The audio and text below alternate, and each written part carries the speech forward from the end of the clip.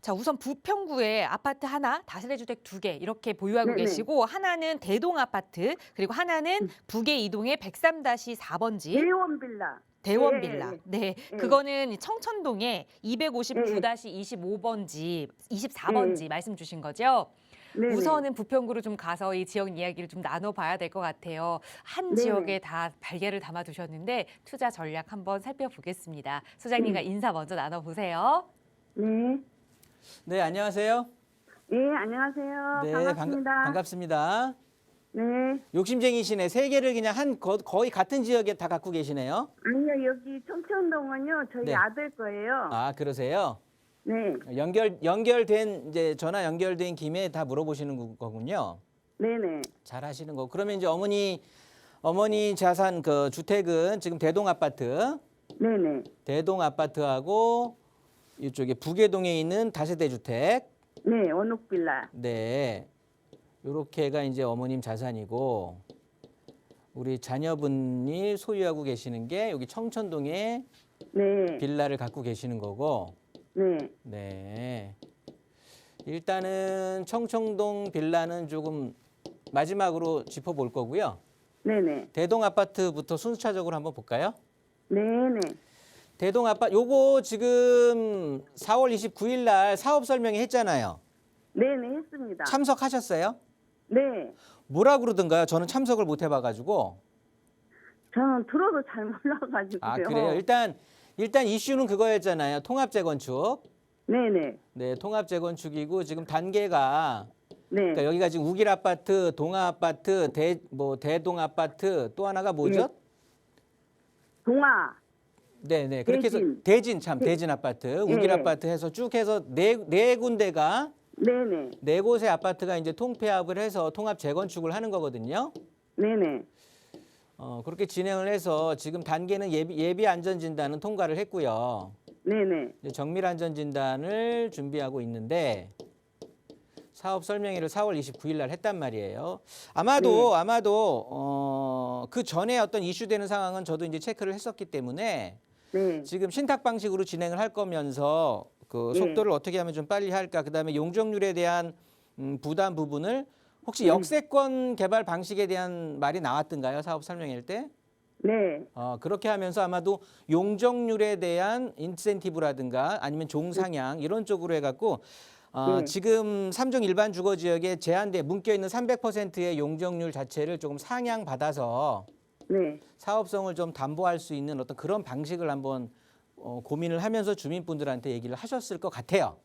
네. 그 내용 맞나요? 네. 네. 예, 안 들리네요? 너무 단답형으로 대답해 주시니까 일단 저도 궁금했던 사항이었어요.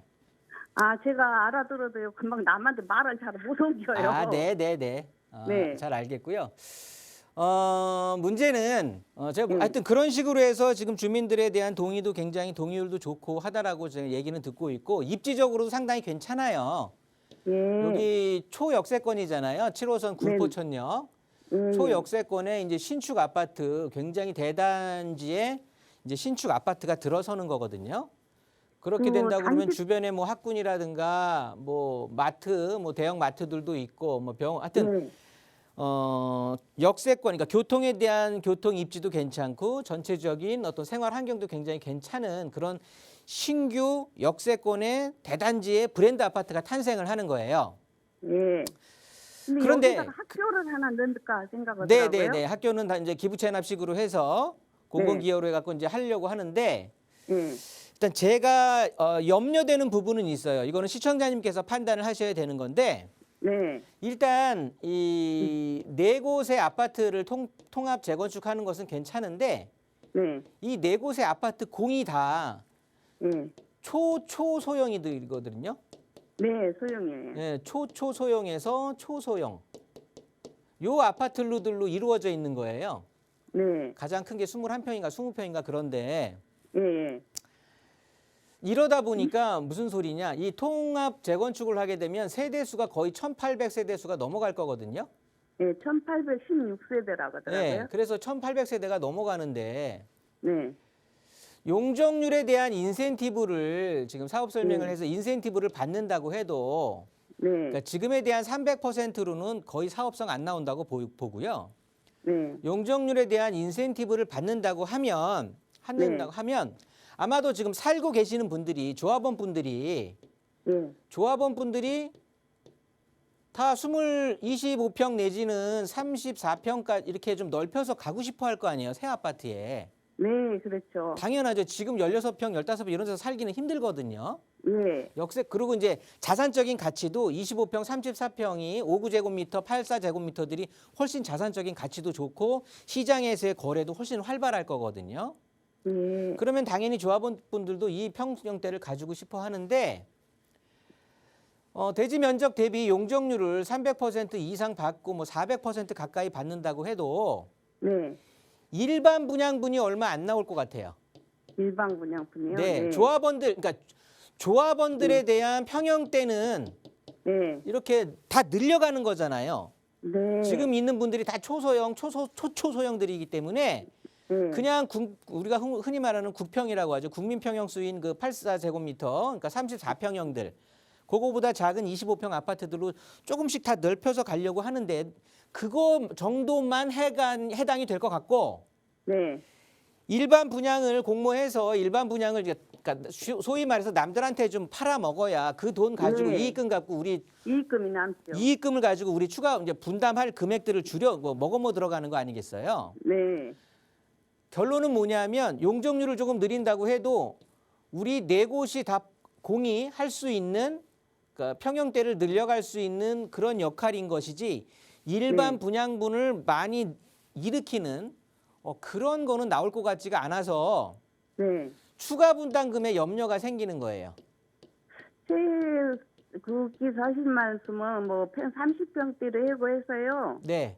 한 3,000세대를 넘게 얘기를 하더라고요. 그중에 많은 세대 수가 예. 임대로 이제 들어갈 거거든요. 예.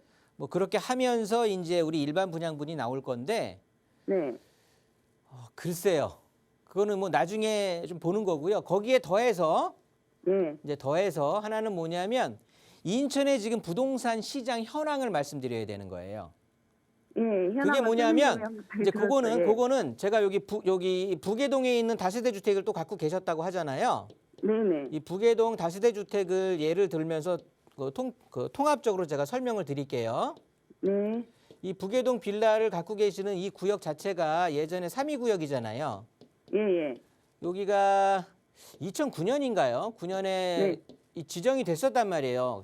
네네. 정비사업구역으로 지정이 됐었는데 안포 해제됐다고 그래요. 예, 15년도에 해제가 됐단 말이에요. 예. 2015년도에 해제가 됐어요. 예. 그렇게 되면서 지금 다시 불 붙은 거예요. 예, 지금 불 붙었어요.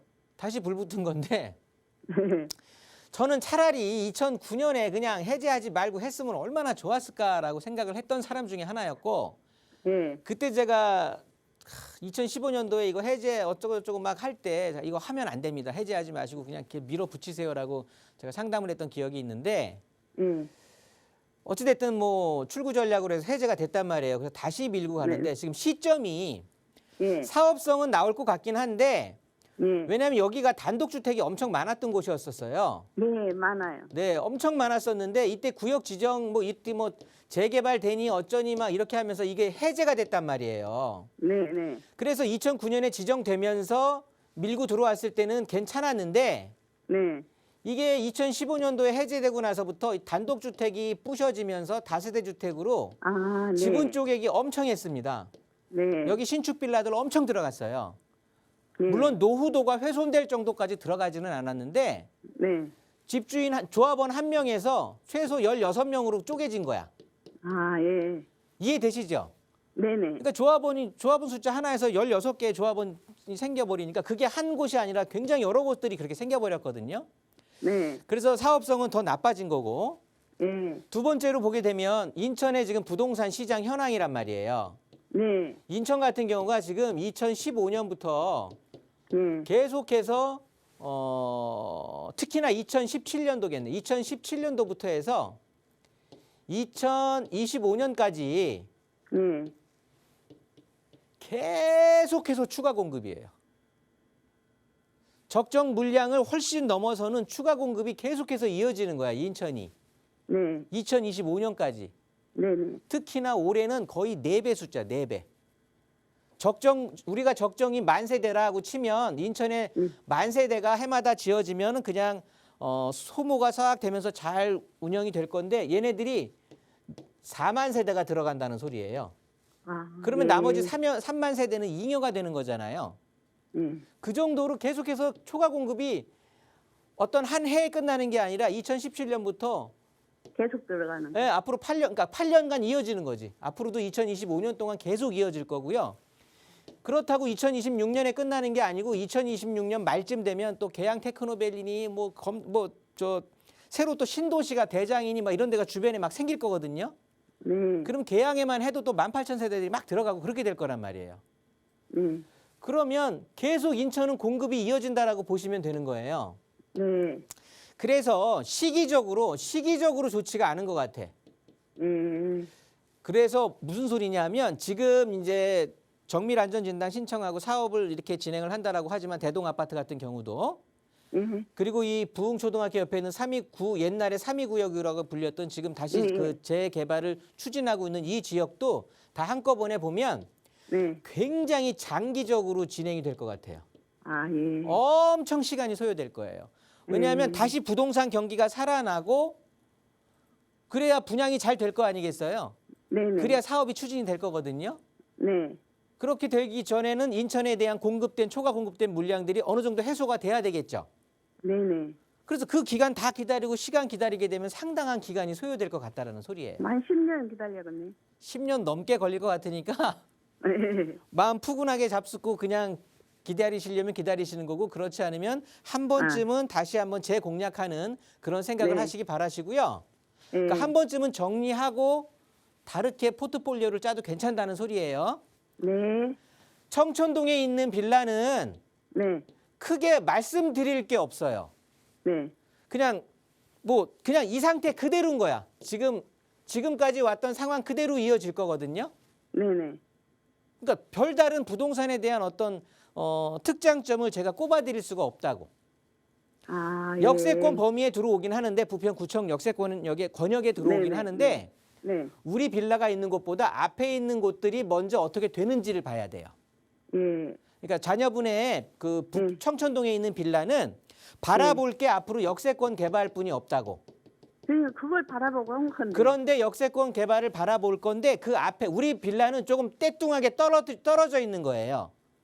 그 앞에 역 쪽으로 좀 빌라들이 더 몰려 있는 게 있어. 네. 그 단지가. 네. 그래서 진행이 되려면 얘네들이 먼저 진행이 될 거거든요. 네. 그러니까 얘네들이 어떻게 되는지를 좀 봐야 된다고. 네네. 그렇게 하면서 어떻게 보면 매도할지 아니면 더 보유할지를 정하시면 되는 거예요. 우리 집만을 바라보고 기다리는 건 아무 의무가 없고. 예, 예. 네, 이렇게 정리하도록 하겠습니다. 네, 감사합니다. 네.